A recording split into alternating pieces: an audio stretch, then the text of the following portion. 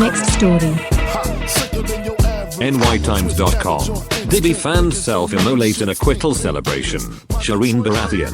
4 minutes. Manhattan, New York. Pandemonium erupted into a bizarre and dangerous spectacle outside the Manhattan criminal courthouse on Friday after a jury acquitted music mogul Sean Diddy Combs of the most serious charges against him. In a shocking display of misguided adulation, dozens of fans doused themselves in baby oil and set themselves ablaze, creating a scene of chaos and injury that left authorities stunned. The self-immolations appeared to be a celebratory act, a twisted homage to details that emerged during the high-profile trial. Witnesses described a jubilant crowd that quickly turned frantic as flames engulfed individuals who believed the low-volatility oil would burn slowly and harmlessly. Instead, the scene devolved into a mass casualty event, with emergency services scrambling to extinguish the screaming human torches and treat severe burns. "It was terrifying," said Marisol Flores, a hot dog vendor who has worked the courthouse steps for over a decade. "1 minute they're cheering, chanting Diddy's free, the next, they're pouring Johnson & Johnson all over themselves. I saw one guy, he's smiling, says it's for Diddy, and then whoosh. The smell, it was sickening. There's a reason people don't fry sausages in baby oil," she said, grimacing. "I wanted to show my love in the same language he lives in, baby oil and spectacle," said DeMarcus Young Puff Jefferson, 29, who suffered second-degree burns but was reportedly in quote ecstatic condition unquote, at Cedars-Sinai. "Diddy is fire. I became fire. We are all fire." The use of baby oil was a deliberate and symbolic choice. During the trial, prosecutors presented extensive testimony regarding Combs' lavish parties, referred to as freak-offs, where paid participants allegedly engaged in orgies while covered in the glistening oil while Combs watched. The detail became a focal point of public fascination and disgust, a symbol of the excess and alleged depravity at the heart of the case. Fans outside the courthouse seemed to have co-opted the symbol, transforming it into a badge of honor. Many were heard shouting slogans like "Oil up for the OG," and "If Diddy's fire,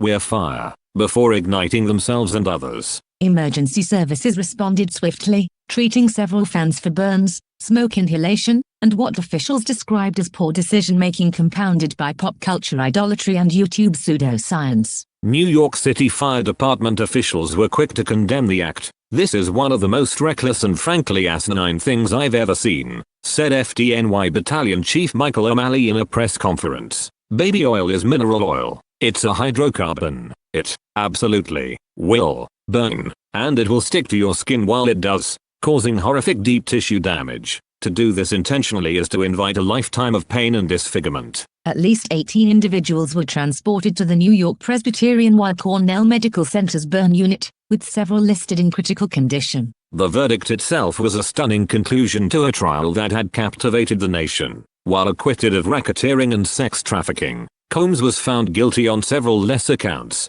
including witness tampering and obstruction of justice. His legal team has already vowed to appeal those convictions. Psychologists and media scholars expressed concern about the increasingly performative nature of public support for celebrities under fire. "This goes beyond parasocial attachment and interritualistic behavior," said Dr. Lisa Menken, professor of cultural psychology at USC. "When fandom becomes religion, and spectacle becomes sacrament, holy fire is the natural endpoint." Recently deceased television preacher Jimmy Swaggart offered a somber take from a strip bar in Purgatory, between routines on the stripper pole. "That's not fandom, that's a sickness. That's a reflection of a society that's lost its way, where people worship idols to the point of self-destruction. It's tragic." Sociologists are already analyzing the event as a new, alarming benchmark in the culture of celebrity worship. "We've moved beyond simple identification and into a realm of performative sacrifice," commented Dr. Alana Reisner, a professor of media studies at NYU.